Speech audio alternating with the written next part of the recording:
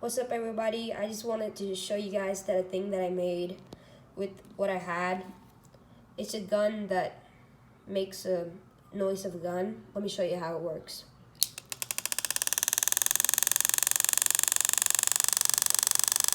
So I made this with the things that I had.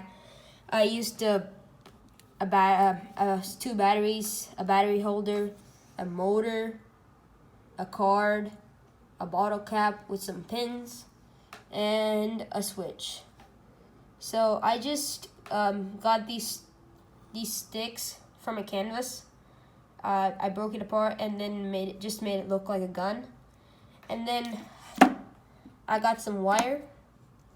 So I put the first two on the motor, and then connect one with the switch, and one with the battery.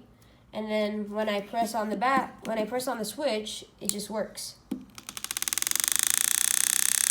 And this is an easy thing that you can try in your home. I'll see you next video.